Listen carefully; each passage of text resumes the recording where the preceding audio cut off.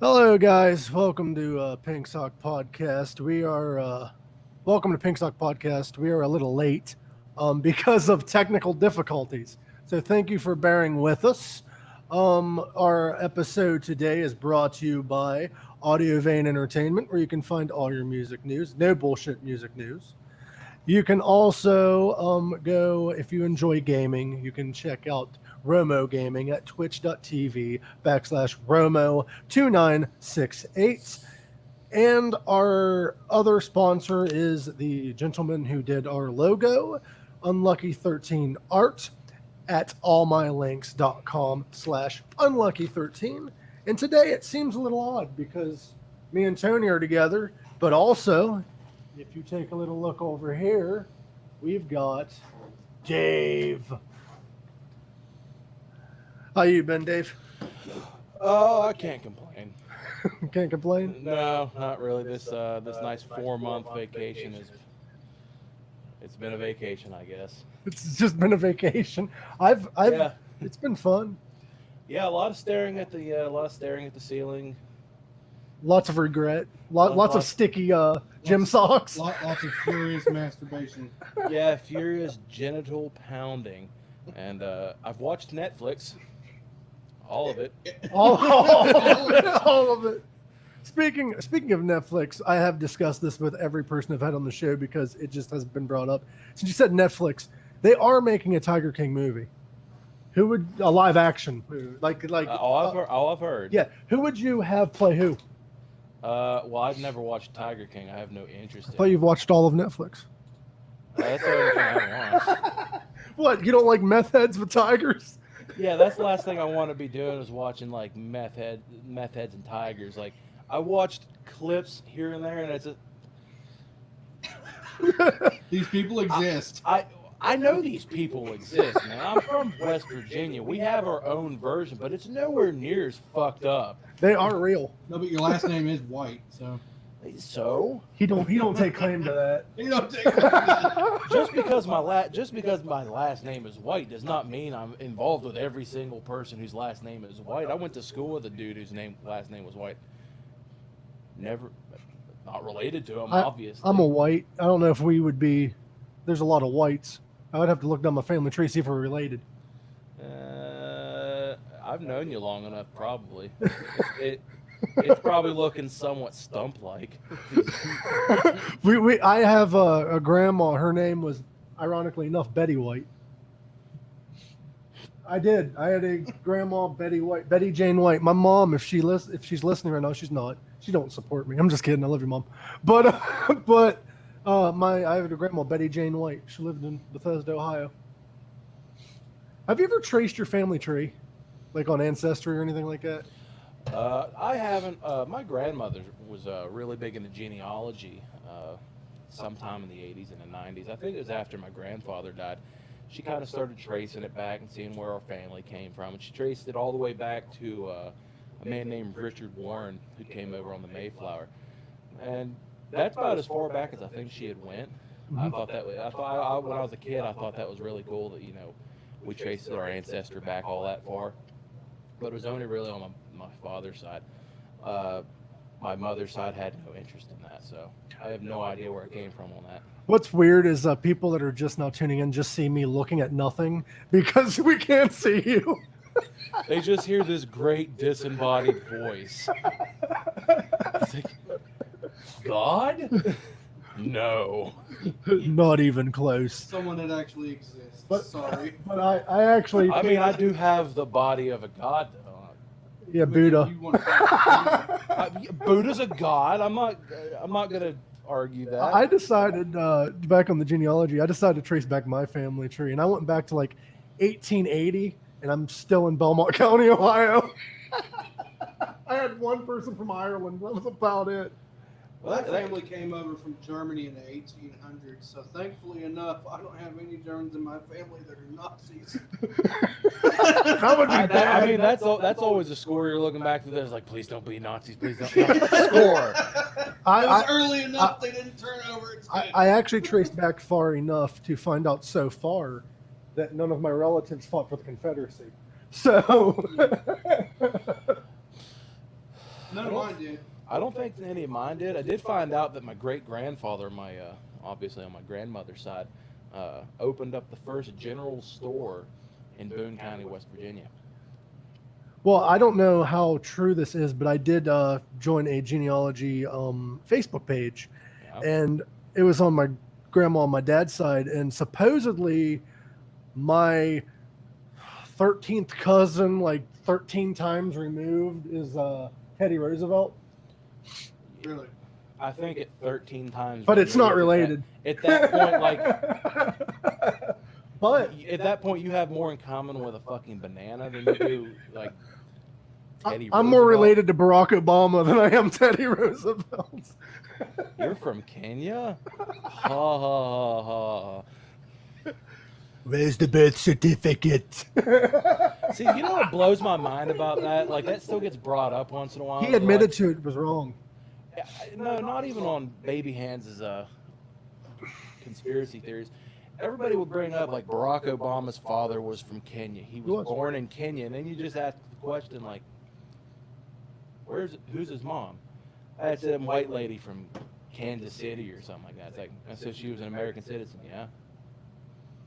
I'll give you a second to try to put two and two together. Well, nobody. Why this whole being born in Kenya, it wouldn't have been a big deal. Nobody mentions, and then we're going to get off the political train.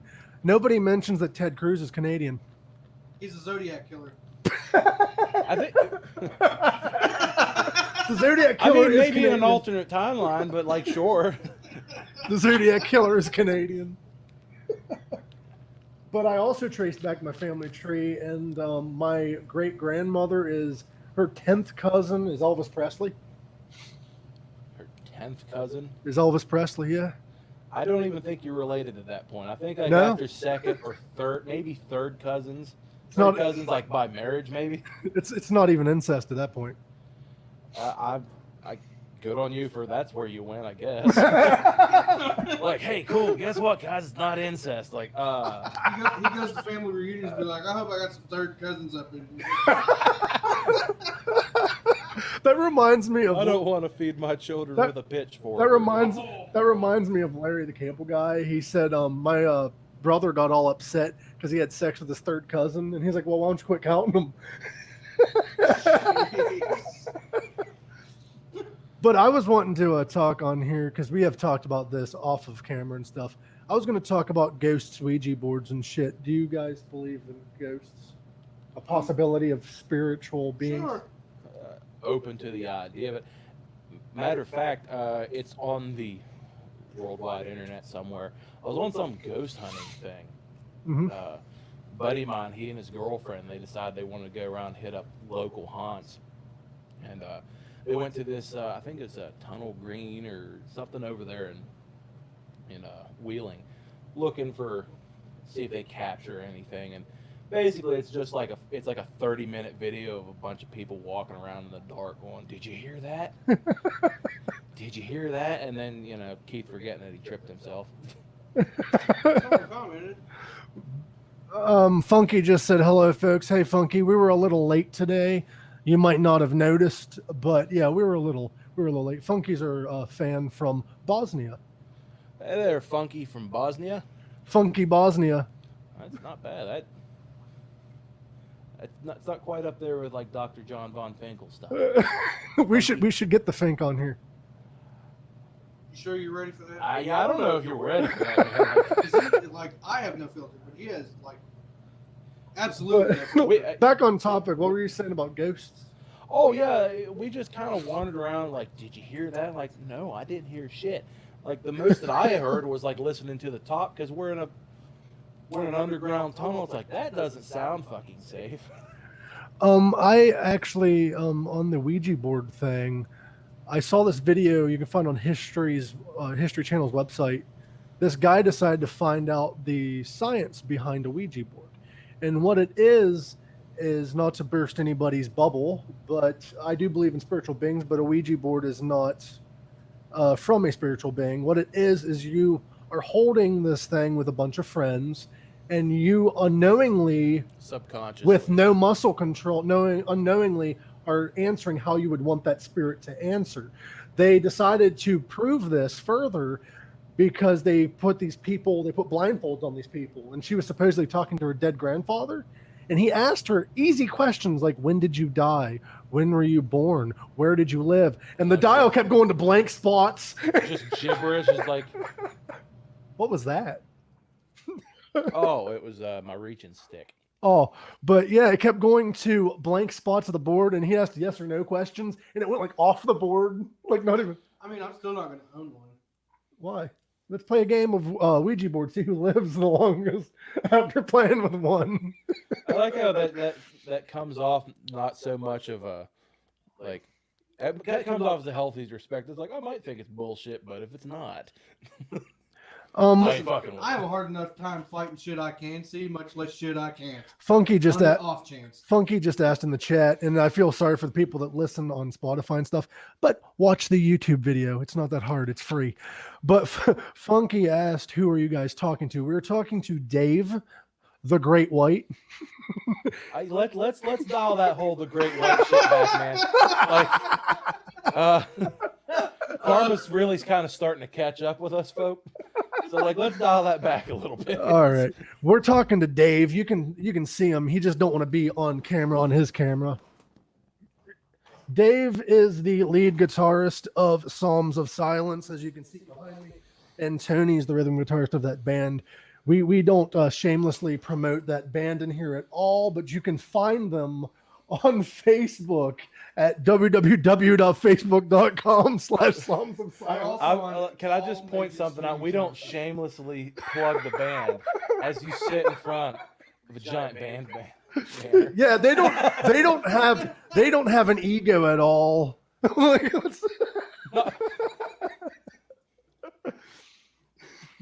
So you guys, it's not that you don't believe in ghosts, not that you do. You just need more evidence. Yeah, I guess you could say that. I'm like that about a lot of things. Like, it'd be arrogant of me to assume something with zero evidence or anything to back it up. Is there? Maybe. I don't know. Yeah. He's not camera shy, Funky. He's just, his camera sucks on his device.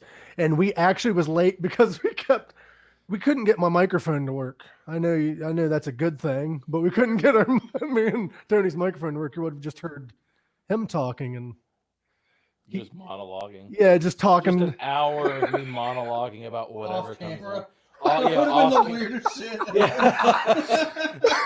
Like, is he talking about the lizard people that live in the sewer? Yes, I am. That's fucking nuts. And by the way, if Marcus and Fink ever listen to our podcast, we have mentioned every episode about the time they almost got their dick sucked by Kyle Cass. Like every episode, no matter. I think the only reason you might have brought that up is because you're a little bit jealous. I am. It's like, it could have been me. It could have been me. Oh, you should have seen Nate. He died laughing. I did too, and I didn't even witness it. I was out in the van sleeping, and I start to wake up because I hear the door on the other side of the road open up, and everybody's just laughing. Tony's laughing his ass off. I'm like crying. I am in tears. And I'm just like, the fuck? Like, all right, whatever. And he comes in, he's like, dude, you got to hear a story. Well, what me and Tony brought up is Fink's the one that came out. Marcus was nowhere to be found, but did he get did he actually accept? Because Marcus didn't come out till later. We'll never know. Mysteries. Well, he does have sex at like a funeral, like on cemeteries and shit. So maybe. So did Mary Shelley, and she wrote Frankenstein. So true, but he don't look like a Mary Shelley. I mean, yeah, he's a dude born in like the late '80s. She was a woman who, I don't know, when the fuck was she born? I have no idea. In the 1800s. We'll go. That's a safe bet, right? Like, Mm-hmm. The 1800s. I hope. I gotta say though, it's great that we were finally all together because this show was originally, before we had special guests and shit, it was supposed to be us three bullshitting in a basement. So me and Tony just been having random guests on. Yeah, like the original name was supposed to be like three sweaty dudes in a basement, but you know. I still have that photo. I still have that clip on my computer. Oh god. I have I still have the original like beta test. Mm-hmm. of the Pink Sock Oh podcast, God.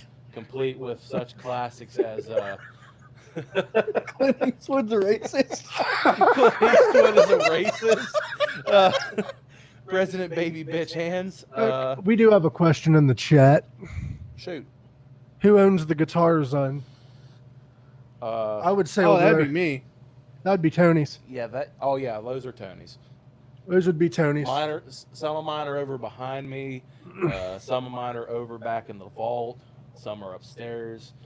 We got guitars everywhere. This is a very visual podcast. So anybody listening on Spotify, like, what the fuck are they talking about?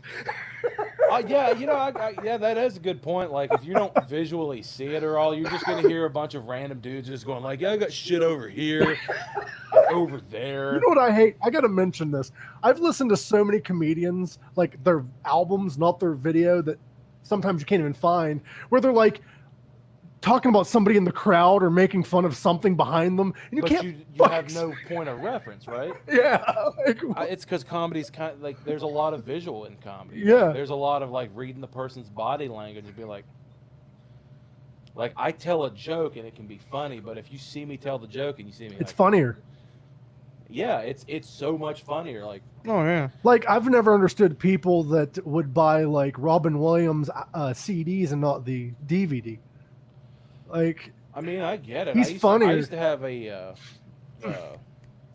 Adam Sandler. well, his is music. Some of it was music, some of it kind of was, some of it kind of wasn't. It kind of came off as a CD version of like SNL skits starring just Adam Sandler, and I listened to that on Walkman on the way to school. Yeah, that ages me, but I listened to that in a Walkman on the way to school when I was a kid. Listening to my 8-track in my It wasn't a Camaro. fucking 8-track. It was still a CD player. I know. Those big bulky as shit Walkmans. Oh yeah, like I'd be the dude coming going on to public transportation with a fucking boom box. Listening to Adam Sandler. That would be way easier to Put explain on than your yarmulke. When I was a senior in high school, I finished up this project guitar and machine shop. Mhm. It was an all aluminum flying V body. I never got a chance to like put any sort of weight relief on it. So the thing weighs like 40 pounds. Damn. And it's like a Rhodes V. And that's an odd thing to have to explain to your bus driver. It's like, you can't bring that on. It's a weapon. I'm like, what am I gonna do with it? Like, I can't tomahawk. You think I'm gonna Tomahawk someone to take a death with it? 45-pound weight and just tomahawk someone with that? Like, yeah. I mean, you're big enough. Were you back then? Were you that big back He was on then? the football team, man. He's Okay. fucking huge. I don't know. Some people just grow up. No, Others stay or small. I don't know. I was a big fella back then too. Made me an effective football player. You know, as effective as you could be in high school. So you guys, you were that size your whole life? Like, no, like tall, and you came out of your mom like that? Honestly, no. I feel sorry. Man, that thing would be destroyed. yeah. I mean, honestly, no. When I was born, I was, average, undersized. Mhm. I was shorter for most of, say, grade school. Still kind of stocky, but shorter. Like my buddy Keith, he's been the same height since he was in the 6th grade. Then all of a sudden you come to high school and you're like 6'2", 300 pounds. Well, like he was 5'5" as a 6th grader. Mm-hmm. Okay. Oh He's shit! like 5'6" now. Like He never. he just grew. He just gained the ability to grow a pretty gnarly beard, and that was about it. He didn't get any taller. Me, on the other hand, it seemed like one day I'm like 5'6", and then then like 3 months later I'm down here. Like I get tall, and I got even bigger. I've been I would say about the same height since I was 17. I just grew more hair. Yeah, I did the same thing. I grew my hair out. I started growing my hair out when I was in high school, and I had to cut it for football because I had kind of an old school, hard nosed football coach. He's like, "Big Dave, you're gonna cut your hair," and I'm like, "I guess so." I take that back because I did grow my hair out real long for 2 years of high school, and then I shaved it completely bald my graduating year. Confused the hell out of people because I look like this, and then I just shaved everything The off. only thing that's changed on me since like I was 15 is I'm 100 pounds heavier. and I couldn't grow a beard in high school to save my fucking life. So- Yeah, It was all patchy. So, not to interrupt you guys, but we do have another question. Funky wants to know. You guys got tattoos? Yeah, I got a lot. He has a lot. I don't know, Dave. Do you have any hidden? No. He has none. Done me either. We're on the no tattoo club right now. You know what it honestly is? It's almost like I have ADHD. I'm like, I have all kinds of shit I want to get done, and then I'm just like, ooh, a guitar I can buy. And like, no, I don't have no tattoo money. So it's like, if I wasn't so obsessed with cool guitars, I'd probably be covered in tattoos by now. But you know, We just got called out. Funky's What? like, since I'm the only one listening, do I get signed guitar picks? Signed pics. That's I don't know talented. if my fat stubby fingers could sign a pic, but I'll try. What is the how much would it cost to mail to Bosnia? I think we can work something out. Like, Here, how about this? You give Mike or one of us your mailing info, and we'll mail you a merch package. How about that? What's all included in this merch package? T-shirts, stickers. What else is in there? t-shirts, stickers, CD. Yeah, Yeah, CD. we still got some of those kicking around. Yeah, we still got. I think we still got a couple of the old demo tape. Some Psalms of Silence pics. We got those. Oh yeah, we got. All right. Yeah, I shitload love of those. things. We can send you a merch pack. Just let me know the address. Did you want like a CD signed?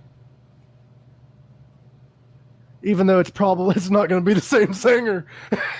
Yeah, we're like 3 different singers. Well, you away can get from like this. 4 out of the 5. You only get 4 of them, but That's. I mean, that's the vast majority. Yeah, that's 80%. Even though Marcus ain't on it, but That is true, at least on the demo. Like, well, I mean, I make up. I'm for demo stuff. I did vocals. I did all the bass. I did some rhythm guitar, and I did leads. So yeah, right. Basically, yeah. Just me, you, and Frank and Jason. yeah, that covers 100% of shit that might have shown up, except for some of the lead vocals. Ben was on that demo, wasn't he? Yeah, yeah, I have the demo at home. we had. Man, that was a weird weekend, wasn't it? Do you guys You know, have? honestly, I think would be better Hmm. is if we is there any way we can possibly give her like a free download SKU or whatever to get it for on Bandcamp, like digitally, so she can listen so to. you can get the real album? Because the EP is not on Spotify or anything. No, we never did put the. It was for a while, and no, the EP was never on Spotify. The EP was on Bandcamp. Once we got done with the album, we put it up on all Bandcamp, Spotify. Hey, Funky, would you rather with the CD? Did you want the digital version, or she said deal? Whatever you want to send her. Okay, cool. I mean, like we got the EP, but that thing is so old and it doesn't have like hardly half the people. Yeah, that EP was what, So- 2017? Something like that, I think. When did Yeah. Wonder Woman come out?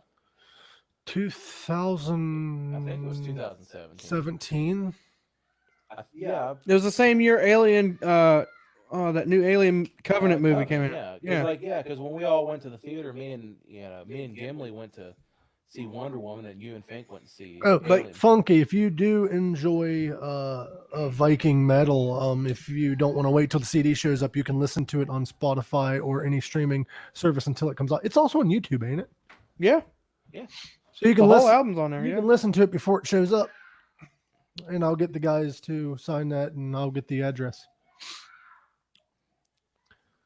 So we just did the first Psalms of Silence giveaway, only Okay. consisting of one person. Hey, gotta start somewhere. Well, no, with these live streams, I've realized because people have lives, obviously, more people do tend, and this goes for anyone that wants to do something like this. Don't feel don't feel like you're not making it far if people aren't listening live, because we do get a decent amount of listeners afterwards. Well, yeah. I mean, at the end of the day, you're starting at what, 8:00 on a Yeah. Saturday. We're changing Yeah. that, by the way. Anybody that is listening live, which is right now Funky, we are changing the time because I have friends in Bosnia, I have friends in Sweden, Switzerland, and stuff. And to accommodate their time zone, me and Tony might be changing it to 3 p.m. on Saturdays. It won't make much of a difference. He's off on Saturdays. It will just make it easier for people to tune in. The only reason we did 8 p.m. is because when I was planning on going back to work, I was thinking about working overnights and it'd be easier, but I can still do 3 p.m. if I do work overnights these days, that day. I could see where working overnights and starting earlier like that would be difficult. Yeah, because I don't wake up till 3 p.m. Yeah. I mean, I did that for years. So like, I do have a question. How good's your internet? Sorry to talk business on the air, but how is your internet at your house? Perfectly fine. I mean, for the last number of months, I've been playing D&D campaigns online. Because it is. So how about we do like what we have been doing before today? Like we can just We'll live add stream you. it. You could I mean, I have no problem streaming from home. Because it'd be easier because whenever you guys are on the go or whatever, you can just use a phone and do it, and we can still do the podcast. I mean, the phone's fine, but like computer with the headphones and the microphone. Yeah, we can do that too. I'm just talking about if you guys are ever on the go, we can still do the podcast. Well, yeah. If we just continue to do it this way. I know my vacation kind of screwed everything up, but you know. Oh, by the way, I was trying.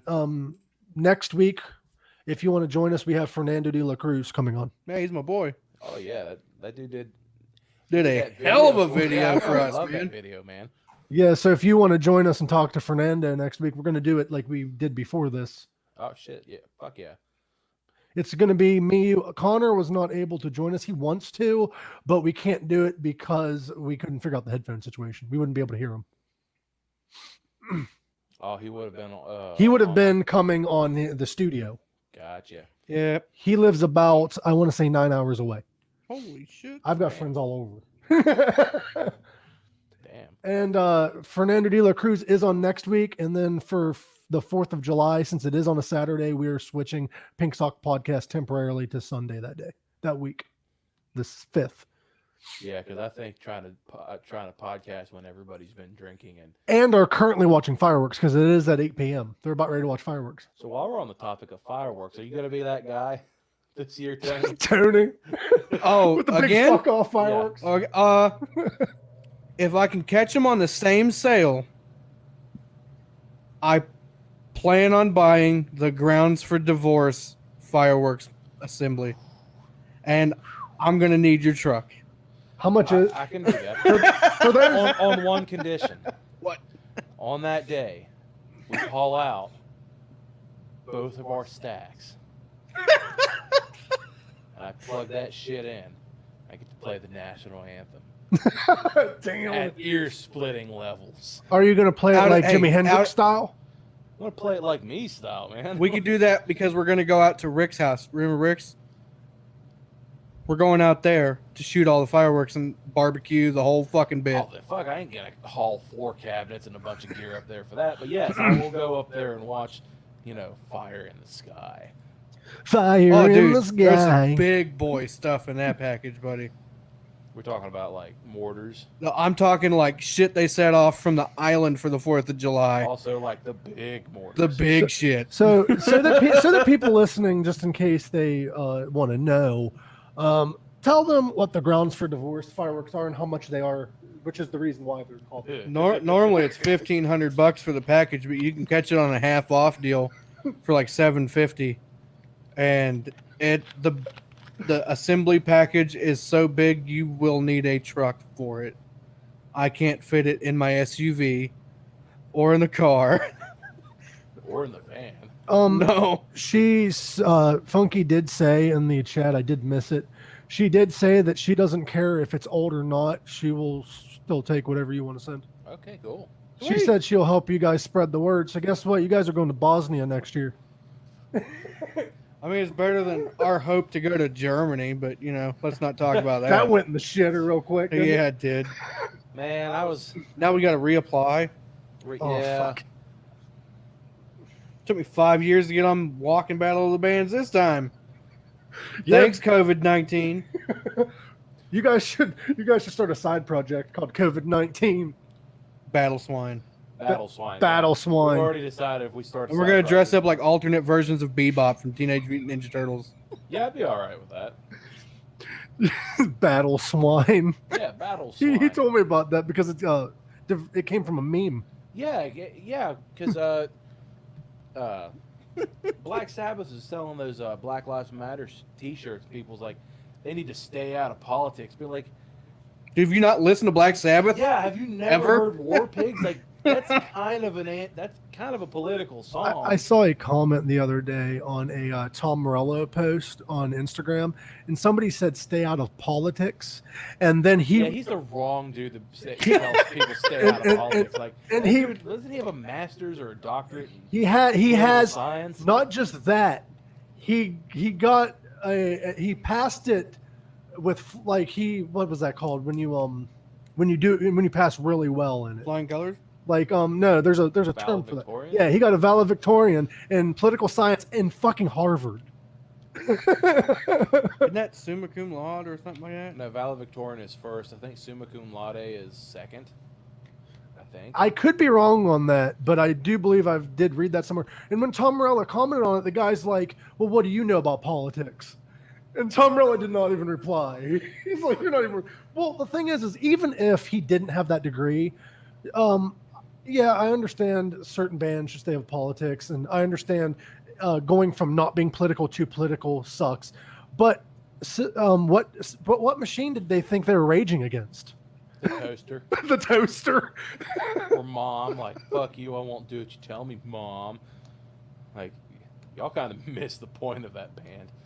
It's like the same it's like, okay, so Prophets of Rage is another good one that people are Yeah. attacking. Well, System of a Down. System of a Down, I was Yeah. about to bring that up. Like, System of a Down was like, was the Rage Against the Machine for my generation. Mhm. Because, like, Rage Against the Machine was, like, to me, like, 10 years too early. Mhm. Because they were in the 90s. Yeah. You know? I'm not raging against the machine at 5 years old. Like, yeah! Well, yeah, but by the time System of a Down shows up in the early 2000s, I'm coming into that just the right age to where I'm like, yeah, these dudes know what's going on. These guys, fuck yes. Right. Well, about the time that I could be wrong on this. Correct me if I am. When System of a Down started getting real big, wasn't like Rage like doing just one-off reunion shows and shit around that time? Like they weren't fully touring like they used to. The timeline might be a little bit screwy, but like I know Rage, they went on this hiatus, Mm-hmm. which is what led to like 3/4 of Rage going in and doing Audio Slave. And then Prophets of Rage later on. Well, Prophets of Rage was like, I mean, relatively recently. I think it was only like Yeah, that's why I said later on. 15-ish or so. And then they kind of got back together. I think it had a lot to do with their singer, Zach De La Roche. Is that his name? Mhm. Rage's singer. I think he just wanted to do other things, and they kind of, part ways and then come back together and then part ways again. Have you heard his other projects? Whose? Zach. No, I follow a lot of Tom Morello stuff. I really liked his Night Watchman or whatever that. I can't remember. Right after Rage Against the Machine split up, Zach De La Roche did release another band. It was just him and another guy, and I recommend it. I forget the name of the band. I will have to, if you can Google it for me. It should be the first album that pops up after Rage split up. They only spawned one album. Who is it? Zach De La Roche. He had a band right after Rage broke up. I think it was him and one other guy. It was Tom Morello and the Night Watchman. I knew it was something like that. If I've- you're really into like Bob Dylan type stuff, I'd say activist type, folky type music. That's the way to go. I think he released 3 albums Mhm. as the Night Watchman, and it's really good. Awesome. It keeps the spirit of Rage Against the Machine without being so funk rap metal, and it's more Americana. It's really good. It's really worth listening. Speaking of, what is your thoughts on Prophet of Rage, which is basically Rage Against the Machine, but with Public Enemy, was it? No, was it Public Enemy? No, I think it was Public Enemy, and hold on, I'm not the type I know to just it make was claims. I know it was a hit. It was a couple fellas from a hip hop group. I think it was a super group consisting of members of Rage, Public Enemy, and another rap group. I forget what groups. I liked him. I really did. Like, it was 3 members of Rage Against the Machine, members of Public Enemy, DJ Lord, and Chuck D, and then rapper Be Real of Cypress Hill. yeah, no, it makes sense because like I mean, just listening to old Rage Against the Machine, you're like, yeah, they're really hip hop influenced. Mm-hmm. It's right there. It's blatant. And then when like they're like, They go hip hop. I remember when they announced they were going to do Prophets of Rage because like leading up to that, everybody's like, oh cool, Rage Against the Machine's probably getting back together. That was the buzz. And then they're just like, no, we're going to do Prophets of Rage. I'm like, what the fuck is this? And they're like, they mentioned it was basically a super group. I'm like, all right, mark me down as intrigued. Let's see what they do. I was very interested when I heard Public Enemy and Cypress Hill was doing a super group with Rage Against the Machine. Because I'm like, I'm intrigued because there was hip hop influence, but I was going to see where they were going to go with it. It intriguing and it worked out. It somehow just did. Oh, One Day as a Lion was the name of the band after Rage that Zach was in. Talking about music, what do you think about Live Nation's new policy they're putting out? Did you see all of it? Yes, I saw all of it. I get the feeling if you cancel, they want you to pay back double your guarantee and all that shit. Well, okay, what so the fuck? Where I first saw that was Gary Holt, which God bless the man. Is just like, you know what? Fuck Live Nation. And this was on an Instagram post, and I kind of looked at it, and one of the first comments that I saw was from John Brown of Monuments. And he goes, maybe in all of our future contracts with them, since they want 30% of our merch now, we need to sneak in, you want 30% of the merch, we want 30% of your bar. Sneak that little bit in there. Bullshit. This is going to be like every other Live Nation deal they've been doing over the last 6 Oh, months.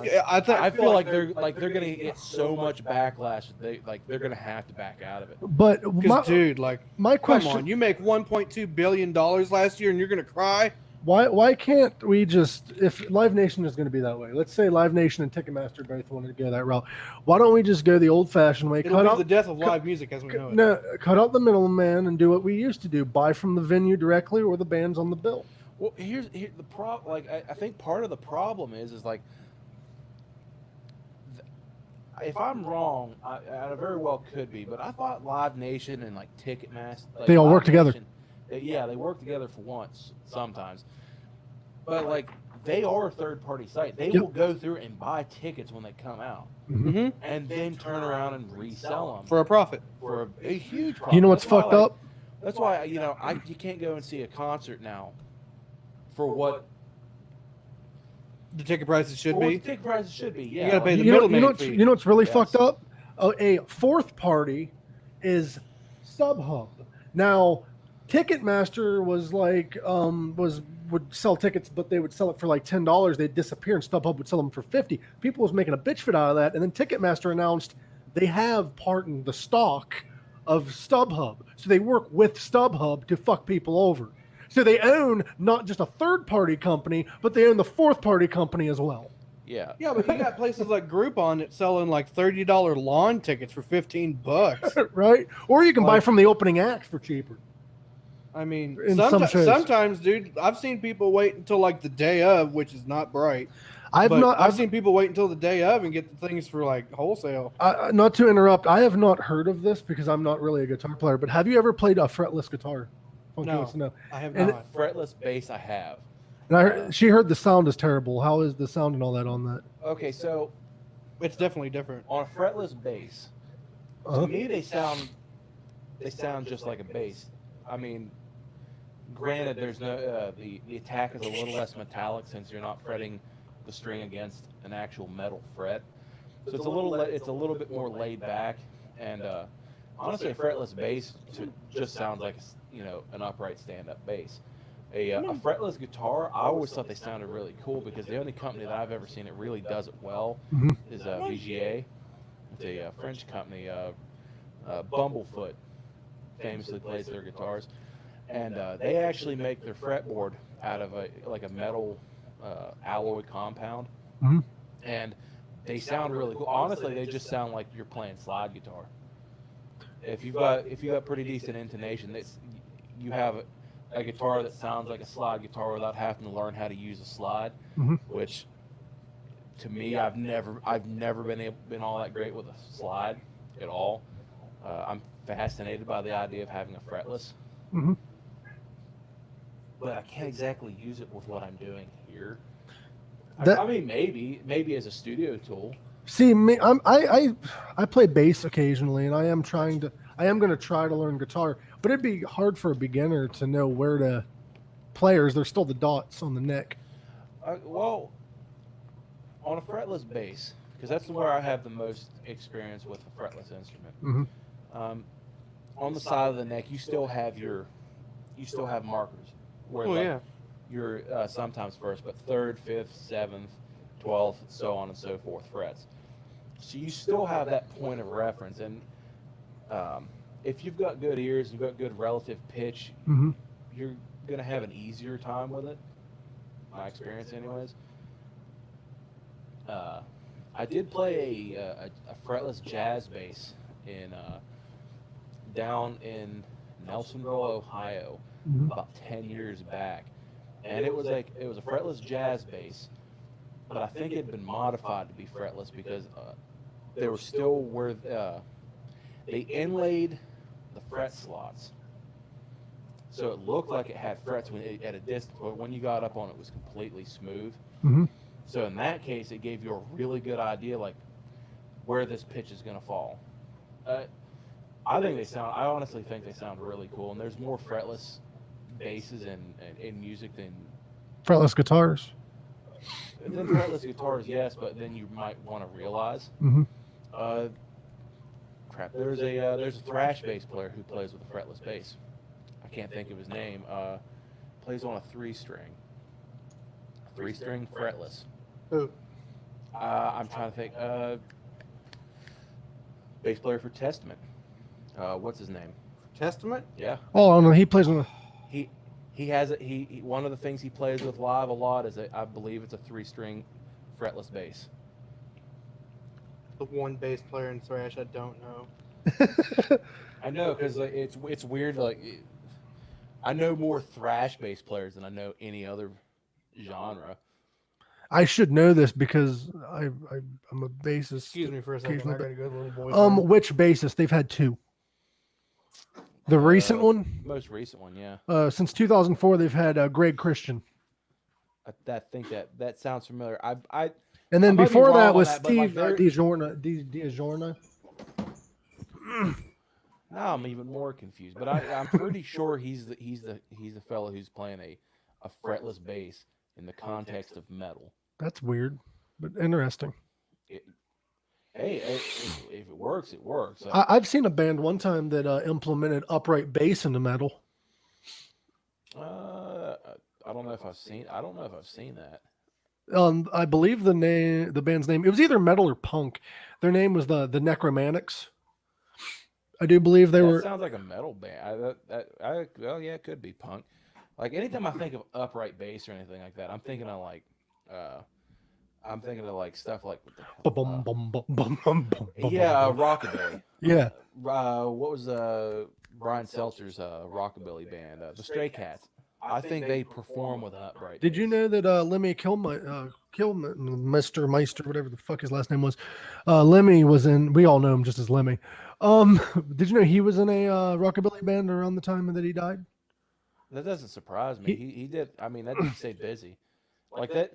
This is a dude that, like, according to what everybody said, like he finds out he's got cancer and he's just like, I guess I'm gonna go on tour one last time. And like, bro, you're like 70 years old. You just found out you've got terminal cancer, And you're touring. And it's a particularly aggressive strain.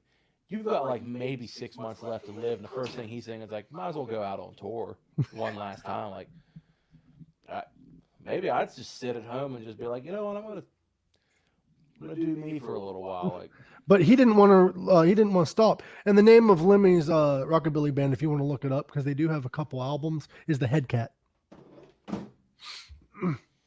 why do I get the feeling Brian Seltzer's involved? Let me see.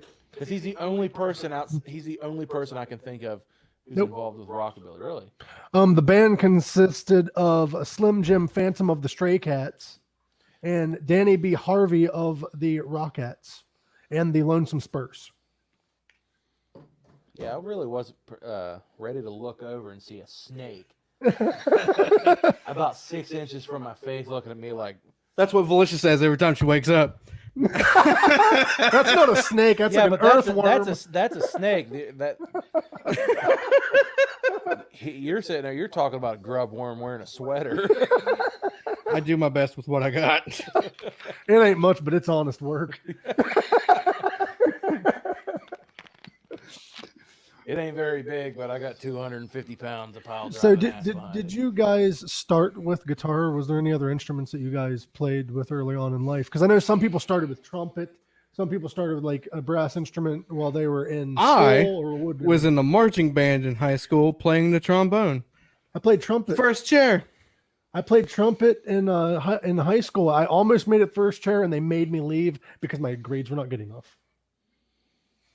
Funny enough, the joke's on me at the end of the day, but you know, Little guy. I quit marching band because back then I was going to church every Sunday and every Wednesday whenever the door was open. When I was a kid, I was forced to, but still. And I told him I was showing up late to practice every day because you're on Sundays over the summer because I was going to church. He's like, that's unacceptable, and I was like, fuck it, I quit. So, why did you stop playing? Like, did you ever think about going back to it and Trombone? and implementing it into metal? I know there's no use for that thing in metal. Anything could be used. Maybe if we're doing like some kind of big 12-foot orchestra. Ninja incorporates all kinds of shit in the metal. Yeah. I mean, maybe if we're doing some big orchestra piece like Metallica did for an album. But Dave, what was your first instrument? I dabbled in drums a little bit when I was young because my dad is a drummer. To this day, he still has an early '80s white pearl drum set up, but it never really stuck until I started picking up trying to learn how to play guitar. The snakes are pretty awesome, aren't they?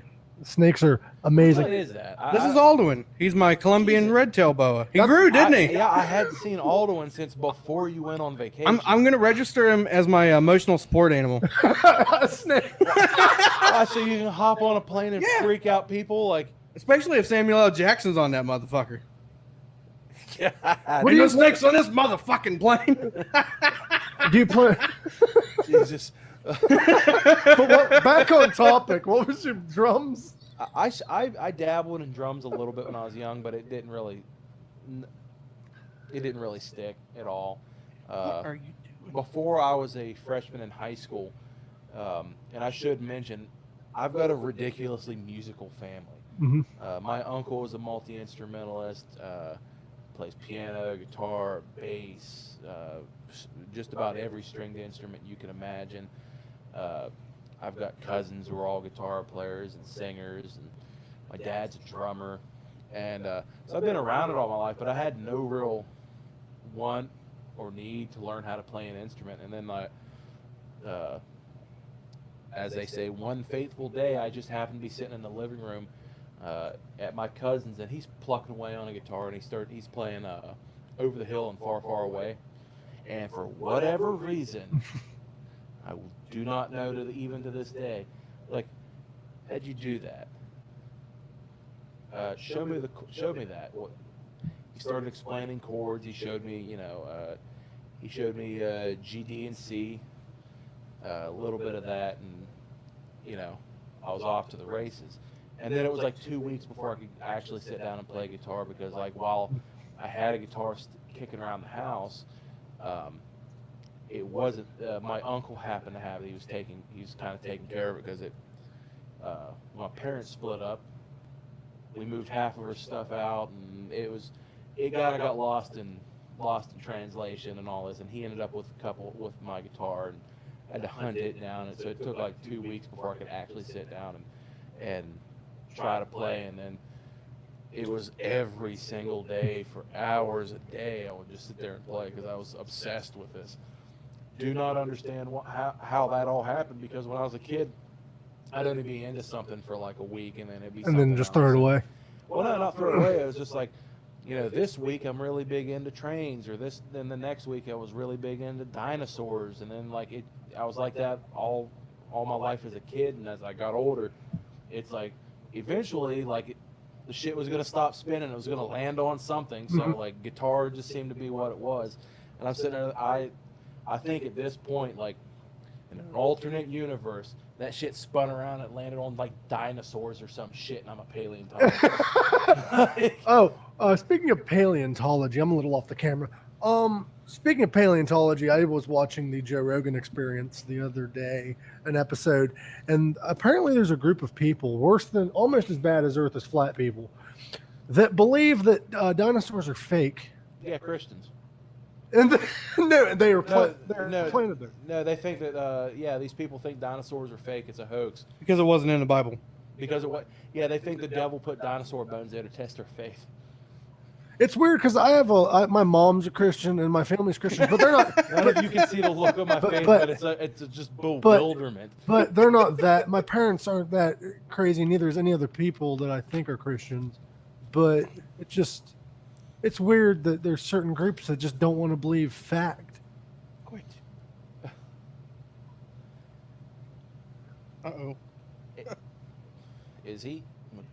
Looked like he was freaking out there for a second. No, he's not freaking out, but he's got trying to find himself a perch. There he God goes. damn it. He's got my hand completely immobile.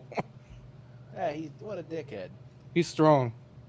Well, yeah. What does he weigh? About 5 pounds. Oh. Weighs a few pounds. We yeah. are going to announce, this is a few episodes away, but on the 11th, we're going to have Rocky Johnson on Pink Sock Podcast. Not like Dwayne The Rock Johnson's father, Rocky Johnson, shrouded in neglect's bass player. Rocky Johnson. I'm sitting there like, that man is dead. I watched the eulogy that his son gave. It was a beautiful eulogy, but you're just gonna show up with this casket and lean it up there and start talking to a corpse like, wow, this podcast took a weird turn. I find it funny because this show is called Pink Sock, and one of my friends was like really shocked because they decided to listen for the first time the other day when I was interviewing, last week when I was interviewing Nate, and I had him on the show as their special guest. Oh God! And the first question we asked was, "What's the weirdest porn you've watched?" Now we are going to have guests on here that won't want questions like that, but it is Nate. And this person was like, "Why did you ask a question like that?" And I'm like, "You're listening to a podcast named after a prolapsed rectum, and you're wondering why we're asking." At this point, they found that offensive. I'm assuming. No, they were. I was Yeah. I mean, what would you rather it be instead of Pink Sock Podcast? The thing that killed one of the Bee Gees podcasts. The thing that they thought was physically impossible until Bee Gees shat himself to death. Isn't that what killed Elvis too? No, he just had a heart attack on the shitter. I thought It wasn't a prolapsed asshole. He just had a heart attack. And I understand how that happened. The dude, his treat sandwich was what? It was a loaf of a loaf of French bread with peanut butter jelly, bananas, and a pound of bacon. Well, yeah. If he was eating Taco Bell, he'd still be alive. Maybe. Or maybe not. I don't know. At the end of the day, was it because it wouldn't come out, or was it because it was too big, or what what was are you talking about? His shit. Why does his insides turn inside out? Are you talking about the guy from the Bee Gees? Yeah, why does asshole do that? I have no earthly idea. I just know, we should have Barry Gibb on and ask him. I mean, if you can get Barry Gibb to come on and talk about one of the Bee Gees who died from a prolapsed asshole, I might be wrong. Let's on not that. talk about that bald guy. Oh, the weirdest porn that Connor watched was some bald guy sticking his head this far into a woman's vagina. Oh God! I've heard about that. Oh yeah, you've seen it. I know. You're the kind of guy you probably finished. I remember a few years ago. I made him watch that Johnny Sins Avengers flick. That dude is living his best life, man. I like how we went from being a serious Who's living his best life, that man or Rob Van Dam? Rob Van Dam. Oh yeah, that is. I mean, all Rob Van Dam, he wrestles when he wants. He gets high all the time. And he's got like a legit. He's like his wife. He lives in and a his- harem. His wife and his girlfriend are legit tens. He himself has said, "I am living the best life." Like you're looking at it like that dude really is living like a party life. Like how long can it go? I don't know, but it looks like he's having fun right now. I think like when Hugh died, he just took his place. Yeah, but Hugh. At least Rob ain't raping nobody. Yeah, well, I don't even think Hugh was raping anybody. Allegedly. He allegedly Hugh, I'm not gonna say made that. his girlfriends Do shit. do shit to each other while he jerked off. In Well, the that corner. wasn't alleged. Okay, There was actual contracts they had to sign where they had to have sex with them. Oh, fuck off, really? Yeah, in order to live at the What house. type of lawyer like imagine being a lawyer who has to draft up that contract like Someone who's getting a lot of money from the Playboy Mansion. someone's That's just- exactly who. someone's just like you know what, the checks are all there's 6 digits on them checks. I don't ask questions. Yeah. Yeah, there's actually like an entire like contract written out. In order to live at the house, you have to sleep with him, you have to have sex with him whenever he wants you to. I Yeah. feel like that type of contract you really couldn't enforce. I mean, they signed him. Even if you sign them, I feel like you can't enforce a contract that like basically you're a sex toy now. Like I don't think you can enforce that. I wouldn't think you could, anyways. That's really. Could you imagine if they tried taking him to court?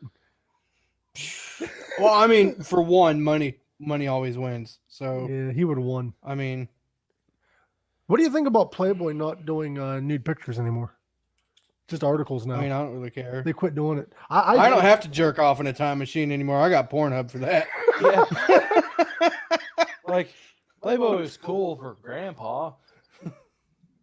But we live in a day where we can, I can open up Twitter and like there's at least a 10% chance I'm going to see Riley Reid taking it to the base. That's just how I talk. I fiddle with my rings all the time. But yeah, Riley Reid, is she your favorite? She ranked number 2 on Pornhub. Don't ask me how I know that. Because you watched all. Don't ask me why I know these things. Who ranked number 1? Mia Malkova, I think. I thought you were gonna say Mia No, I Khalifa. thought it was Or I thought Lana it was Rhodes. I think it was Lana Rhodes. Lana Rhodes. I try to keep up on such things. Yeah, like gotta like stay the educated Great on the Fall world. from Grace. Mia Khalifa is still 4. Like, holy shit. I just found this out. I didn't realize she was only in porn for like less than a year. 10 months. 10 months total, but she only filmed scenes for 3 months. Yeah.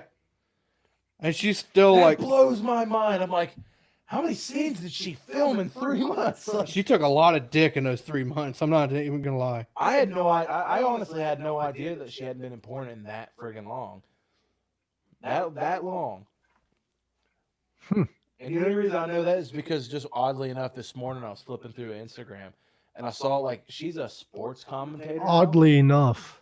No, like I was on Instagram and like there's how Instagram has those little 60-second videos. Yeah. And there's a video and she's like apparently some sports commentator for soccer now. Like, the hell did she get into sports commentary? She's getting her life together. She's been a sports nut the entire time, man. I honestly didn't know that. Yeah. Like my knowledge of Mia Khalifa came from like she wore the head not a burqa but Oh, the turban? hijab. No, hijab. Hijab, yeah. I think. Yeah, I'm the probably head cut, the butcher- I'm head probably covering. butcher- Yeah, Isn't she Yeah. Middle Eastern? she's Lebanese. Yeah. I knew she was something of that sort. Yeah, and that fucking famous video that she was in almost got her killed. I mean, if she went over into the Middle East, maybe it's not like they were gonna send a hit Dude, there squad after there her. were Muslims here giving her death threats. Funky's asking how long we plan on being live. The thing about Pink Sock Podcast is we don't plan. We don't even have really topics planned. We just talk until we feel like we've talked long enough. When we have a guest on, we do kind of plan. Oh, speaking of, I don't think he'd care if I said this. We are planning on getting Keith on here, the wrestler, Keith Hott. The Bearcat. Yo, you catch. Oh, gee. You catch it. If you caught him now, he I probably know. had a lot to say. Oh, I know, but I already have the next few episodes planned out, or I would. I mean, just as it'll probably come up because it might, like the Rick Diamond shit might come up. Like, He deleted his whole Facebook over that. fucking good, because fucking Rick was a piece of shit. That cat just climbed through the floor. What? Yeah, you know that there's that somewhat broken board on the ceiling right next to that door. Yeah. He climbed So from out from over. my father asked me the other day. My father asked what a pink sock was. And I had to explain to You my should have told father. him Google it. No, I explained it to him, and then I had to explain to him what docking was.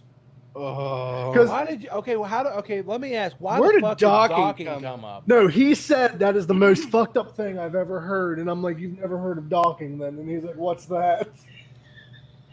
And I'm like, we've gone down the wormhole. If you don't know what docking is, Google it. I'm not saying it. it's Okay, right up you there know, with blue okay, waffles. let's do the G-rated. What is docking? ET phone home. But like they go inside of each other. I wasn't even gonna go that far. Like, Skin over one, yeah, bump together. yeah. Woo! For those of you that aren't circumcised. Did you know that when people are uncircumcised, they just got to tie the foreskin? They don't have to wear protection. Only you would know these They things. just have to untie it and then squeeze it out. That's a visual you did not want. God, why? Sometimes I wonder about you, Mike. This is why I started a podcast. We can actually stream this shit. God, Jesus Christ. But yeah, man, I don't know if you've paid any attention to it. Wrestling Twitter blew up. Black Diamond did, I know that. Black Diamond did, but there's a lot of other things came out about the British wrestling scene. Yeah. A whole bunch of guys were outed as abusers and rapists, and like guys that had showed up on NXT and people in the independent scene over there. Like Well, that's it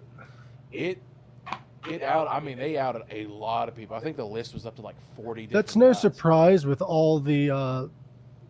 I'm not saying it happened. I'm not saying it didn't happen, but with all of the allegations against Vince McMahon, Pat Patterson, all them guys over the years, I wouldn't doubt it. I don't want It's still to. going I don't on. want to talk in broad strokes, but there's. Have you ever heard how police have that thin blue wall of secrecy or veil of secrecy? One second, I got Funky's leaving the chat. She said, "Have a fun show," and she will contact me. 3 in the All right. morning, holy shit. Yep, Bosnia. It's 3 a.m. right now. But continue the sworn to secrecy. you later, So Funky. there's like this thin blue wall of secrecy, and that's the reason why apparently good cops never come out against bad cops. Well, in wrestling, there's also this weird thing too, and I'm only gonna say this, like, I know a lot of wrestlers, and there's and I mean the vast majority of the ones It's like I a know and mob. had experience with. No, the vast majority of that I know and had experiences with. Or, well, they're younger. There's not that weird thing. Like, they will actually out these pieces of shit, Mhm. right? But there is this weird stigma about speaking out against, someone, because respect is a really big thing in wrestling. Especially like in a big Military is the same way. especially back. Anytime you get respect involved with anything, it's just a breeding ground for especially for like these types of things. when Like, these allegations happened against Pat Patterson in particularly, this was when WWF was starting to become really huge and people were afraid of what would happen to their careers. One of the it's that way. It's still that way with a lot of people. Like, you heard the I won't allegation, mention- right? I won't mention any real names because it's not my story. They're not my stories to tell. But women who had been harassed and like they felt like they couldn't speak out Mhm. because it would negatively affect their career, or even women who did try to speak out and they get blackballed, or they try to blackball them. Or when women come out and they're like, "Why didn't you speak sooner?" Well, if I would have spoke sooner, you still would have not listened. And like one wrestler that got brought up in particular that I'd never heard of, a wrestler by the name of David Christ. He's one of the people who got brought up in the whole British wrestling thing. I was talking to Keith about it. He's just like, yeah, he's like, I know Dave Christ. He goes, that guy's a piece of shit. Like, I was like, that's weird coming from Keith, because like, you know Keith, but very nice guy. None of you have. Keith never has a bad thing to say about almost anybody. Sorry if that ruins your gimmick if you're a heel right now, but He's not. But yeah, like if Keith has shitty things to say about you, like just say to your face. you must really deserve it. Yeah. He's like he's worked with a guy and he's like, that guy was a piece of shit, and like I couldn't get along with him. Like, yeah. Tony, I'm not sure how aware you are of what we were discussing. Have you heard about the Pat Patterson allegations? Mm-mm. I do personally. I believe them. I actually don't know what you're talking about. Recently, right before he died, like a few months before he died, Roddy Piper came forward, and he was in Legends House with Pat Patterson, and he said in the interview, he's like, "I've never came forward with this ever," and he didn't really say much, but his emotion spoke for him. He was like, you knew what he wanted to say without him saying it. Pat molested him. Yeah. Because that's what I get based on it, yeah. Because he was saying me and Pat one night was hanging out, and well, a lot of bad things happened, and he didn't want to talk about it. But there was wrestlers that have talked about it, and they said, yeah, Pat would try to get younger wrestlers into his room for sexual favors in order to get pushes. Yeah, that doesn't surprise me. And Vince only fired him 10 years later when it really came out. Yeah, they tried going to him and he wouldn't listen. That is what the story I've heard. And then he brought him back. Yeah, but it's Vince. Like they I don't personally know the guy, so I can't really say much because I don't know what happened. I wasn't there. Yeah, I don't know. I'm not even. I wouldn't be. I really wouldn't be surprised. Well, Vince is the guy that just recently paid off Florida to consider wrestling essential. Pretty much, yeah. Yeah, his wife paid 1.5 million to the governor. I thought it was 18, that seems like a waste. I thought it was 18.5 million. Oh yeah, it was 18.5 million to the governor of Florida to declare WWE essential so that they can continue to do their live show. That seems like a waste. Yeah, because like when they started doing it, like, so when COVID first hit, like big sporting events are obviously going to be one of the first things to go. NASCAR even fucking called it quits for a while. Mm-hmm. Vince didn't want to do that. Like, honestly, I think they should have just postponed WrestleMania. Yeah, because without a crowd. Instead of having it without a crowd. I mean, they did some really innovative things with it, like the Boneyard match with AJ and the Undertaker. That was great. The Firefly Funhouse match. But Edge and Randy Orton would have been better with a crowd, in my opinion, because that reaction with Edge coming out. Maybe. One of the matchups I think would have been better for the crowd is the angle they were working with Otis, Dolph Ziggler, and Mandy. Mm-hmm. That needed crowd interaction because, like, at that point in time, if they were in front of 50,000, 100,000 people, Otis becomes the biggest babyface of the night. I didn't get to watch WrestleMania, but did they exaggerate about the attendance like they do every year? We got 2 people in the crowd. Did you see Trump's rally tonight? Hardly anybody there. There was tons of people. Oh no. No, I'll give WWE credit here. Like, one thing they did do for WrestleMania shirts is like they were selling like these WrestleMania shirts that said I wasn't there. So I mean, like, did you get that shirt, Tony? I wasn't there, a WrestleMania shirt. You're like, I wouldn't even give him money. Now, I've lost so much interest in WWE ever. Watch AEW. Now the way AEW did it with wrestlers in the crowd. Yeah, the guys that was going to work anyways, they had like wrestlers in the crowd, and like, all right, like at least it doesn't feel like you're wrestling, in an empty building. What makes me sad about this whole COVID-19 thing, because I do watch AEW more than WWE. Because I'm a wrestling fan and WWE's just gone stale because I'm an adult now. Watch NXT. NXT is the best thing WWE does. It legitimately is. Like I watched some of it. With AEW, though, the one thing I was really sad about is I would have loved to see the crowd reaction when Brody showed up and Matt Hardy showed up. maybe, but we just have to deal with the fact that like they're gonna be performing in front of Crowds soon. Crowdless. For that they had to deal with not having crowds. Well, Matt's showing up. Cody said in an interview, Tony's getting bored over here. We're talking wrestling, but he's snoring.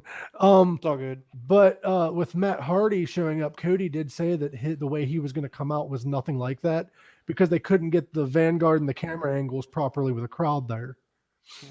So they completely changed how he was originally going to show up to the way that he did. I don't know what the original show up was going to be.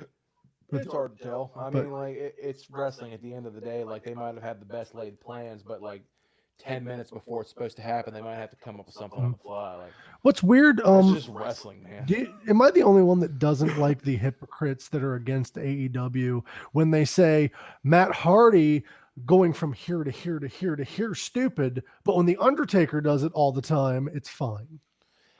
Those are just people that want something to complain about. Well, I personally think wrestling is one of the only places where you can have, you know, it's a suspension. Like, there's a weird suspension of disbelief because, like, you know, that man is that 7-foot tall man, 50-year-old man is not teleporting everywhere, right? But they do it, and you're like, fuck yeah, it's the Undertaker. It's the same way. Like they started doing some of that stuff with the Bray Wyatts. With Bray Wyatt, but it's cool when they do it because it's WWE. For some people, and that drives me nuts. What also drives me nuts is I was getting in a little bit of a verbal dispute with a guy that was a wrestling fan in public, and he told me, he's like, I like AEW, but they need to stop hiring WWE guys. I was about to say, did he give you the Tom Segura treatment? And I told him, I'm like, no, AEW is hiring guys for WWE that does fit their mold. If we would reverse the roles, let's say AEW's been around this long. WWE, their entire career has been taking wrestlers from other promotions and trying to make them stars. That is what wrestling companies have been doing for years. WWE's only had 4 people that originally... WWE do that with like WCW? No, I looked it up. WWE has never Nitro been... WWE outside of I think outside of only a handful of guys, they don't have a whole lot of homegrown talent. No. If you look at all their WWE champions, people that have won the WWE title, only 4 came from WWE and was trained in their developmental territory. Yeah. I'm glad he's just perched up there. And Guess who the first one was? In the 90s, The Rock. He was the first one. And that was 30 years they had been a company. So, I mean, Hulk Hogan. AWA is where he came from. Japan. Japan. I mean, like, granted, he got on that stage and he got bigger, but still, like, he basically was already Hulk Hogan before he showed up. Yeah, now he's racist Hulk Hogan. Most of the guys from that era came from AWA, NWA, and shit. Iron Sheik. It was a territories thing. Like, yeah. Vince wanted to kill the territories. WWF's what started out. Why'd your thing keep going off? Oh, because it goes into screen mode. I just don't want it to. Does it kill the camera too? No, it doesn't. Oh. I'm just doing like that so it don't. Like they were just another territory when they started buying up other territories to become bigger. Like, they took the talent. They took talent. They did the same thing when they bought up WCW. They tried to take all the talent they could. Now, the really big guys had contracts with I think AT&T, whoever the parent company was. So their contracts didn't come down with WCW. That's why it took, over a year before you started seeing other big names. That's why the Invasion angle kind of sucked because they didn't have the big names. They didn't even have Hogan for that. He didn't come until after the angle. Yeah, you didn't have Hogan. You didn't have Nash. Savage. Savage wouldn't really matter, but you didn't have the big 3 of the NWO. You didn't have Goldberg. Goldberg didn't show up for like 2 years. Oh, you also. What do you like better, regular Hogan or Hollywood Hogan? I was never really. I honestly I think I can't really make that. I can't really choose because like the reason he becomes Hollywood Hogan after being Hulkamania Hulk Hogan because it started getting stale, wasn't that the reason? It did. It got really stale. So like the great heel turn when he becomes a heel and he turns into Hollywood Hogan. It's like, yeah, he became really fresh all of a sudden.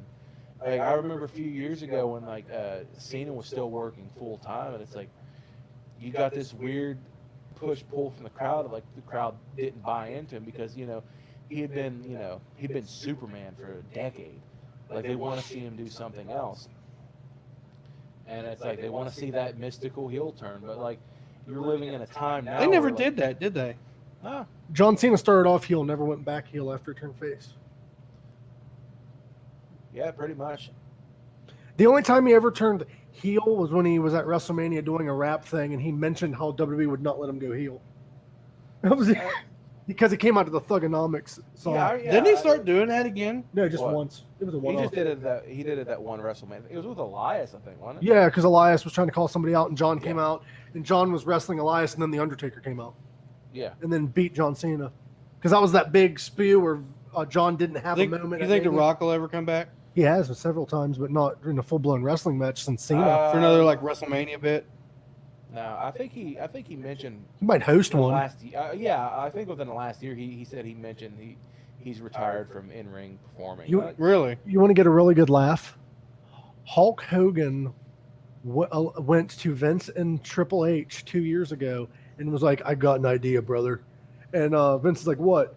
"NWO returning, brother, versus the Shield." I'm like, none of you guys can wrestle anymore. I just like that Goldberg. Besides Kevin. I just like that Goldberg meme where it's like half a second into the match, it's like, I'm tired, boss. That pains me, man, because like I'm a big Goldberg fan for what he Same. is. I'm a Yeah. really big, but like his last couple outings have been like. He almost killed the Where he Undertaker. fucking squashed like Brock Lesnar. That honestly, that made a lot of sense. Like when he came back and he was going back and forth with Lesnar for like those 3 matches, they finally got a good WrestleMania match out of those 2. Because the first one Those sucked. were awesome. Like that was an awesome run. Because like okay, who can believably come in and beat Brock Lesnar in 60 seconds? Goldberg. Who do like? And then on the flip side of that, like, who are 2 dudes that you don't ever have to have a match longer than 5 minutes for it to be exciting? These dudes. Mhm. I don't think they ever. I think grand total of time they. I just hate that Taker lost his streak to Lesnar. I heard it was on the fly moment, like right before they went out. There's conspiracy theories. I mean, like, Because I I heard, honestly believe he should have lost his I heard- streak to but Randy Orton. that conspiracy theory has been broken. I just remember. Undertaker was in an interview with ESPN recently, and they said, "Why did you lose a streak to Brock?" And he said, "It wasn't my decision. it was Vince. It was always Vince's decision when I lose a streak." It's always been Vince's decision. And it's always been Vince's Yeah. decision. I work strictly business. And he's like, and Vince came to me and said, "You're going to lose to Lesnar." Yeah, I'm like, no, "You he sure, said boss?" You He's get like, "Yep." all kinds of like people bringing it up. Even Heyman is like, "Here's one for you." He goes, and nothing will ever happen. He's like, nothing will ever happen if this is the case. He brought up, he goes, if there's anybody in wrestling that could have went, I actually don't want to take the loss to Taker at WrestleMania 30. Mhm. I'm going to go out there and actually just pin him. Mhm. He's like, is there anybody else who would be able to stop him? And at that point, what are they going to do to him? Right. Do you think anybody in their right mind is going to fire him now? I still He will be so well protected because like you don't just fire him. Like, and he's like, the reason why the Taker dropping the streak to Lesnar at 30 is such a big thing is because it's, as far as wrestling goes, it is the JFK assassination of wrestling events. There's all kinds of plausible shit that goes into it. And at the end of the day, like, I can understand why you would want him to drop the streak to Lesnar. Who else can hold that mantle? My only argument though about that the situation, legend killer, Randy Orton. Orton should have taken it. When I he, don't think so. Well, That would have maybe. completed his moniker as the legend killer. yeah, he kills. Not necessarily. The like, legend. Well, no, what's bullshit though? I'm just going to interrupt real quick about the legend killer. Randy Orton. Now this is bullshit, and you will agree with me. a little backstory. Hulk Hogan at SummerSlam wrestled Shawn Michaels and refused to lose because he didn't want to lay down to Shawn. Shawn was supposed to wrestle him in a rematch and beat him. The day of the event, Hulk Hogan said, "I'm not doing a rematch. One off. I'm winning." Fast forward a year later, Hulk Hogan is supposed to lose to Randy Orton at SummerSlam. And then they're supposed to have a second match where Hulk wins. The day of the event, Hulk says, "Ow, my hips are hurting. I'm going to win this match, and we're not going to have a rematch." Okay. That doesn't. So, I mean, am I supposed to be surprised that Hulk Hogan, the king of backstage politicked his way into not losing? Do you know where he learned that from? I actually learned this from a documentary I saw. Nothing against the guy, but he actually learned that from Andre the Giant. Andre used to do that all the time. Hulk, Yeah, but like Hulk's, it but happens, like, who would try to stop Andre from beating the? listen, I get it. Like at the end of the day, you're gonna have to protect yourself, protect your care. You're gonna have to protect yourself because nobody's gonna do it. But when you're like in your late 50s wrestling Randy Orton, what do you have to prove? But, You're a okay, legend. That's an odd tangent, but like going like when the streak initially dropped, Uh-huh. you know, I had no reason. Nobody had any real reason to believe it was going to happen because they didn't have any real build up. And you're like, Right. hey, why would they drop it to Lesnar? Lesnar doesn't need it. He's already booked as if he's fucking Doomsday. Well, literally, the win is what was the storyline. That's literally the ending of the match was what made the match. It was a case of like WWE likes having moments. They like moments at WrestleMania. They want WrestleMania moments. That's a moment. That's a really big moment. But that's a moment that I will argue all day that now in hindsight, it didn't need to happen. No. Because what did you really gain out of it? What did you- Besides heat coming off of it because like I'm the 1 and 21 and 1. Not just. I'd like to see Lesnar and Braun Strowman. Not just that. My thought was Taker's big thing, the way Taker wanted it to go, and he said it's up to Vince. Taker wanted to retire losing at WrestleMania. He didn't want Vince to call him up and say, "Hey, will you wrestle this one?" He wanted to call it quits, lose at Mania. That's it. That's the end of his career. And that makes sense. I mean, that makes sense. It's the going out on your back thing, but like. But what Lesnar? But I also like this. This is a fan thing to say, but like if there's anybody in the business that doesn't that honestly deserves to be able to go out and ride off into the sunset, It's Taker, because it doesn't happen often. It would be Taker. Like if he decides like with an undefeated streak. Because like you didn't. I don't think you. I really don't. You didn't gain anything by having Lesnar win. right? He's already booked like he's a god. He doesn't need it. Even if you have Taker winning, He's booked like basically like in the same way that Goldberg was booked. Like he Yeah, was pretty undefeated. much. Like ain't nobody gonna beat Goldberg. but Goldberg wrestled more back in the day. Like nobody's gonna beat Okay. Lesnar either, really. Lesnar's different now. Like Lesnar has been treated as he's a prize fighter, which makes sense. He's an attraction guy. That's why I think that's why I don't really like the idea of him having a belt. He don't need one. Similar to why Andre didn't have a belt. He didn't need one. Yeah, like it's like look at Undertaker. Undertaker's not really a guy that needs a belt. He's an attraction just being there. Yeah, and the times he's won the belt, it wasn't really that noticed. Like it was just a prop for him because he's already established. He's already an attraction. I guess I could see that. Like,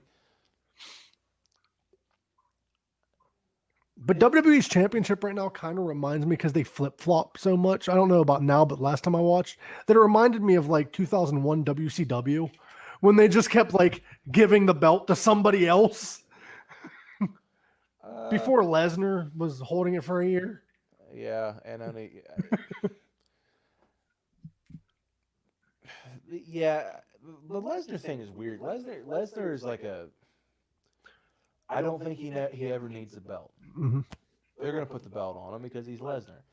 It's because Vince has this thing with names and attractions, and I think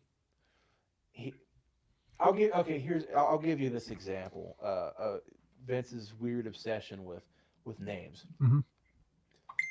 Before WrestleMania, I think the Universal Champion was Bray Wyatt. Mhm. Okay. And he was going into the Saudi Blood Money show in a match against Goldberg. okay, and it was going to be the Fiend versus Goldberg. Like, okay, do what you do to keep the Fiend, to protect the Fiend. Don't have him take one. So he's going to, But he got squashed. and he gets beat, and he just teleports out, right? So you put the belt on Goldberg. Like, I don't give a shit if fucking Bray loses, but the Fiend was treated as like, this otherworldly being that comes in and rights the people who have wronged Bray Wyatt. And Goldberg never wronged him. It doesn't make, to me, like, your internal logic doesn't make sense. But fuck it, whatever. It's wrestling. You get over it. Mm-hmm. And then the next time they had a SmackDown, Goldberg's out there, and then they're setting themselves up for a Roman Reigns versus Goldberg match. Okay, I guess. And then they ended up, I think later that night, set themselves up for a John Cena versus the Fiend match. Which did make sense. It did make sense. Now, this might be me putting too much thought into it. Makes me happy. But how many times has John Cena been a heavyweight champion? Too many. No, As many as Ric Flair, isn't do you it? know the number? 16. Okay. He's In won one company. He's won it 16 times. Now, granted, Ric Flair honestly probably actually realistically 26. won it like 26. Yeah. In various companies. The reason why they call it 16 is because those are companies that WWE owns now. Yeah. Well, anyways, so Cena is sitting at 16. Tell me right now that putting the belt on Goldberg to elevate a match between Goldberg and Reigns, that's not going to elevate anymore. I'd be interested in seeing Goldberg Reigns anyways. The belt doesn't make it anymore. Doesn't elevate it for me. Elevate a Cena match for 17. But what does is if Bray Wyatt has that belt, Cena is. You're wondering, is Bray Wyatt gonna rectify the fact that he didn't beat Cena at Mania? Mm-hmm. And is Cena going to be able to win number 17 and beat the record? That elevates that. There's more story to tell with that. It's all, at the end of the day, it's in hindsight, it's like that would make more sense to me. But I'm not Vince McMahon. I don't make the final calls at the end of the day. I'm just seeing how much longer we got. I was going to probably end this in about 10 minutes so that we're not to the 2-hour mark. Sounds good to me. But what I was going to say earlier about the whole Andre the Giant thing, have you seen the Andre the Giant biography, the documentary yet? That came out in 2019. I think so, yeah. Hulk Hogan claimed in it. I don't know if I trust Hulk half the time. But Hulk said in the interview, he's like, I didn't know the finish to that match until the match was going on. He's like, because I sent to Vince what my ideas for the match, because Andre wasn't coming up with ideas. Because Andre at the time couldn't really wrestle. He couldn't lift people up because his back was so bad. Yeah, his back was starting to get real bad. He really was at the end of his run. Well, Hulk Hogan wrote out these plans and he gave it to Vince, and Vince's like, I'll give it to Andre, but he left the finish open. He's like, Andre can figure it out. And he's like, but he should do the job. And Vince's like, he's going to do the job. And it got towards the match, and he's like, is he doing the job? And Vince's like, honestly, I don't know. And Andre was not answering anybody. He walked up to Hulk and actually said, I'm going to do what I got to do. Well, the match was going on, and the way that Hulk had it written out was Andre goes for a punch, Hulk blocks and punches him back, Andre went for the punch in the match. They were going exactly how it was written down. Hulk went for that body slam, and mid-body slam for the one he actually got him with, Andre said leg drop, and he body slammed him, leg dropped him, and thought he was going to kick out. That's why whenever Hulk got up and he looked shocked, he actually was. Because he didn't think he was actually going to end the undefeated streak of Andre, even though he wasn't technically undefeated. He lost a few times in his career. But that's neither here nor there. It's wrestling. Like anything that happens outside of WWF didn't happen. Well, here's one for Goldberg's undefeated streak, the 170 odd matches. Some of them was made up. No, honestly, it wasn't completely undefeated. I guess apparently he did take a loss to Raven in a house show that never gets counted, never really gets brought up. I did not know that. I never even. Yeah, it was like halfway through the streak. I guess. I don't know. Did you know that Hulk Hogan, they claimed that WrestleMania 3 was the first time they'd ever faced each other when they wrestled the circuit all the time? Yeah. WWF only at that time recognized what was happening there because they were worldwide at the time. I mean, they like again, reality is whatever you want it to be in Yeah. wrestling. Like, you know, they bring up like Hulk Hogan was the first person to body slam. No, he wasn't. No, he wasn't. It was Harley Race body slammed him. Huh? Harley Race body slammed him. Harley Race did it, and another fella did it, like 3 years before. Forget his name, but he was. It wasn't Hillbilly Jim, I don't think. I know Harley Race did it in the. It's Harley Race. There's a couple guys. That There's did it 5 years total that did, but one of them was after Hogan, Ultimate Warrior. He bought actually before Andre died, before he had to do all the tag team matches. He ran a house show circuit feud with Ultimate Warrior for the Intercontinental title many times, but it was Warrior pretty much carrying the match. It was pretty much. Well, yeah, he was Andre there at the end. His health was getting real bad. And then he had to be in tag team matches in Japan, 6-man tag matches, because he couldn't walk, and he refused to not wrestle. He didn't want to stay at home, so he just continued wrestling until he died. He'd come down the rampway with 2 fucking crutches, and then he would wrestle. But he was only allowed in the ring for like a few seconds at a time. That he'd tag out. You're talking about like he'd come out with crutches like Jimmy from South Park? Yeah, like those crutches. Andre at the end of his life, like his back was in terrible bad shape. It killed him. Like Damn. Gigantism's what technically killed him, but his body pretty much. You know the Princess Bride? Yeah, he had to have wires. He couldn't lift Yeah, anybody. when I know the story. I know the story where he farted. Yeah, when Wesley's He loved on doing his that. back and he's spinning around like that, Mhm. you notice the way they film it. You only see him basically from about mid chest up. Mhm. She's on wires. That's 'Cause they had the because harness it wasn't on him. wires around the back. Andre was elevated platforms, Uh-huh. and he was just going around this, and he was just feigning it because his back was too bad. Like On the documentary, they claimed she was on wires. when he was carrying people, but for that particular one, it wasn't wires. He was on a platform. Yeah, he had to have people on wires because he couldn't lift. And what's weird is Princess Bride happened before WrestleMania 3, didn't it? No, after. I thought it happened before. Princess Bride was, I think, in '89. WrestleMania 3 was in what, 86? Then my mind was wrong on that. I think I might have misheard on the documentary. Holy fuck! But yeah, Andre loved to fart. I know this is a random thing, but Kurt Cobain's MTV Unplugged guitar just sold for $6 million.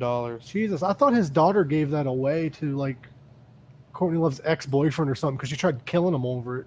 I don't know. I remember reading that article. They might have got. I think they got it back out of a lawsuit or some shit. I find it weird that Courtney Love threatened to kill. Yeah, I forgot about Courtney that. Love threatened to kill her ex-boyfriend. Now that kind of feeds into the conspiracy.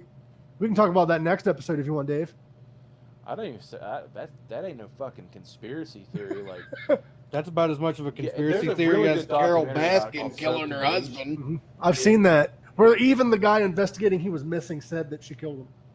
She actually had it taken off Netflix. It's no longer on Netflix. It was What never on is? Netflix. it Soaked was in a Bleach? documentary called Soaked in Bleach.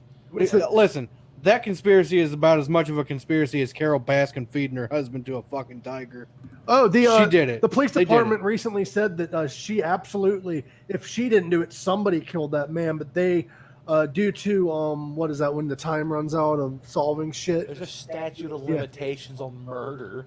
I know, but he said due to like all the time that has progressed, all the evidence is pretty much gone off her property that she even did it, if she did, Yeah. because she had plenty of time to destroy the evidence. Yeah, Just they're take not it out. wrong there. I mean, I'm pretty sure the fucking tiger shit it all out. But Well, you they know. think it's either that or he was hidden in the septic tank. Boy, that's a shitty way to spend the rest of your eternity. Well, Carol Baskin claims that if anybody wants to pay the amount of money to get it dug up, go ahead because we need a new one anyway. But we're closing she's in. such a shithead. We're closing in on the final few minutes. Is there anything else you guys would like to discuss? Would like to promote? You guys have been working on new music. I don't know if you plan on releasing anything. I mean, new. me and Dave have been writing new tunes, but they're You- nowhere near done. Do you plan on releasing anything? Well, we just recently finished demoing out an entire new album. We're gonna put down some scratch vocals once we actually get back practicing again, which I think it's about time that we start practicing again. So maybe get a hold of the rest of the guys and see how they feel about uh, showing up and get some rehearsals, knock the old rust off, and maybe start putting some scratch vocals down so we know where we stand, and then Nice. we can then go in and basically. I have an idea. Hmm. Once you guys are done practicing, if concerts aren't back by then, we should do a live stream concert. From in here, that'd be difficult, but I can get my, Very difficult. I could get my cell phone and just do it that way. yeah, I could definitely do. We can definitely do announce that. something or something if you guys want to. That doesn't sound like too bad of an awful bad an idea. Since people because don't miss seeing you guys or something, we can just. Gotta stay relevant somehow, even though we're irrelevant. I don't know how good the volume quality would be on my phone of the instruments and shit, but It's gonna be loud as shit in here. Yeah, I hope you know that. Yeah, I have the earplug things. and like we're still loud as fuck, and Tony and I's only plugged into it, 2x12s, and Marcus. We'll have to figure something out It's because nowhere near as loud as it used to be because we used to be jamming through full stacks and. I would like to do a Because we're live. stupid. I would like for you guys to do a live stream concert or something like that. Figure something out so that we. I thought about that. I even have a really good location to set it up and do it. It'd be kind of like that old Trivium thing they recorded about 4 or 5 years ago, and it's more than a big enough room. We could set up in a big old circle. Well, let me know. We Even can if do that for a bunch of videos, man. even if I do Yeah. return to work, we can do it on like a weekend or something, I'd be down for that. and I can film it on my phone if need be. Or we can get Fernando. Yeah, I think we could get Fernando. Fernando can Man, do it. that last That video dude was knows so how to good. point a fucking camera, man. God damn, he knows how to point a camera. But yeah, look out for. He made us look professional. That's hard to do. I know. But guys, we will be live again Saturday at 8 p.m. Eastern Standard Time with Fernando de la Cruz. And then the episode after that on the 5th of July on Sunday at 8 p.m. It'll just be me, Tony, maybe Connor will join us the next week and that week. And then Dave, you'll be joining us in the studio on this online studio. I will join you anytime I can. Okay. And also we have after the 5th of July, we have on the 11th, Rocky Johnson, not Dwayne The Rock Johnson's father. I need to put not Dwayne The Rock. Rocky Johnson, # useless cunt. Because he's a bass player. on Psalms of Silence. Not Psalms of Silence. We got Psalms of Silence now. We've got Shroud of Neglect. Rocky Johnson, he's going to lay the smackdown on your candy asses. And guys, don't forget to check out our sponsors once again. They are AudioVein Entertainment for all your no bullshit news. Go to AudioVein Entertainment. Most places have all the drama. They have all that nonsensical bullshit. It's not there. It's not on this site. We don't talk about who's having sex with who. Maybe you might want to find out who Rob Halford blew this week, but we will not tell you at AudioVein Entertainment. He's probably a Marine. It probably, He's into those dudes. also check out Romo Gaming on twitch.tv/Romo2968. And also who did my pop figure and did our logo, Unlucky13 art at allmylinks.com/Unlucky13. If you're listening on Spotify, I'm sorry for all of the visuals needed, but go over to YouTube. And that would be all. Remember, live long, rock hard. You like that, Dave? That was like you did that and you looked at me with the creepiest look, like you like that. Like, And we're going off air to that.